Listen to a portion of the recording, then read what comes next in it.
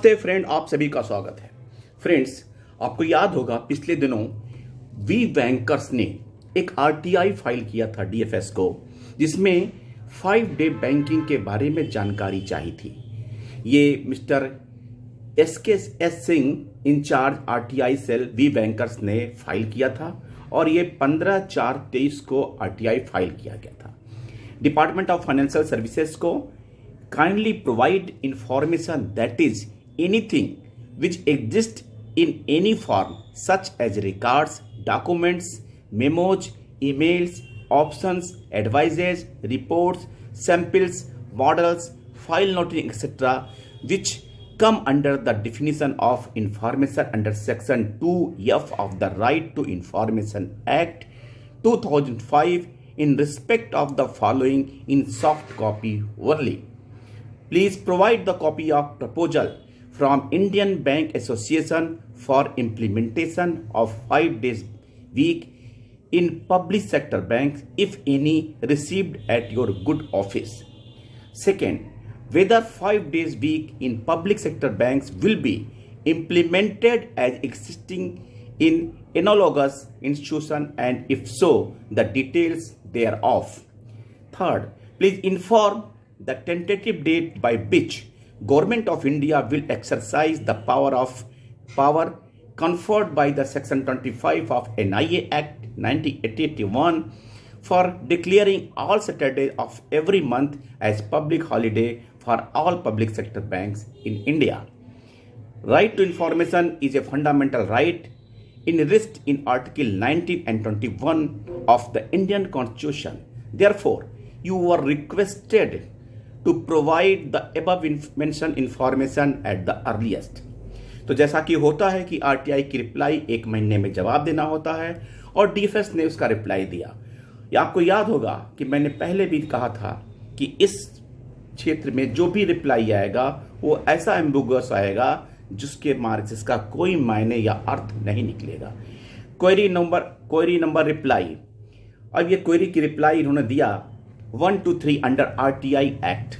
CPIO is required to provide information as it exists in the record.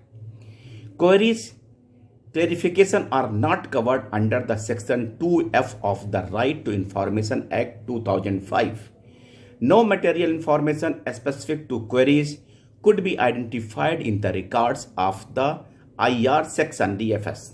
You may approach the concerned organization directly for specific information in the matter if required.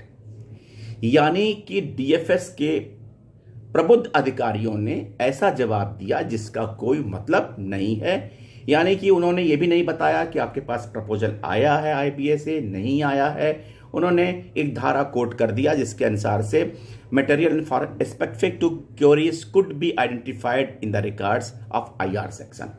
IR section के record में कुछ भी verify नहीं किया जा सका। So friend, यहां कहने का तात्पर्य इतना ही है कि अभी जो रिप्लाई आई है उस रिप्लाई से यह साफ नहीं होता है कि प्रपोजल उनके पास पेंडिंग है अथवा नहीं। नंबर 2, उन्होंने कहा कि डायरेक्टली अप्रोच। अब डायरेक्टली अप्रोच किसको करेंगे आप? आईबीए को, जबकि आईबीए आरटीआई में कवर नहीं होता है। नंबर 2, कंसर्न बैंक को करेंगे तो कंसर्न बैंक कहेगा हमारे पास कोई आदेश नहीं है डीएफएस से। कुल मिला के जितनी होशियारी थी वी बैंकर ने अपना क्वेरीज रेस किया था और उससे ज्यादा होशियारी से उनके डीएफएस ने इसको रिप्लाई दिया। सो फ्रेंड, हम यहाँ पे एक और इस बारे में जो उनका कमेंट है, वी बैंकर्स का जो कमेंट है वो है, reply received from DFS clearly says that no proposal of 5-day banking sent from IBA. Once again, this unholy nexus between IB and UOBU betrayed 10 lakhs banker and their families. Jokers of UOBU must stop fooling in the name of 5 days banking. ये अब मजे की बात, AIBA का conference चल रहा है, बड़े बड़े नेता आ रहे हैं, बड़े बड़े भाषण हो रहे हैं, लेकिन जो काम की बात है वो कोई नहीं बता रहा है। हाँ, लेकिन चुनाव, सिलेक्शन, इलेक्शन सब हो रहा है जिससे हमारी कुर्सी टिकी रहे। बैंकर चाहे भाड़ में, हमारी कुर्सी टिकी रहे, हमारी नेतागिरी चलती रहे और ये धूर्त नेता चाहे बैंकर्स हों चाहे बैंक रिटायरीज हैं, उनको अपने दांव पे से छलते रहेंगे।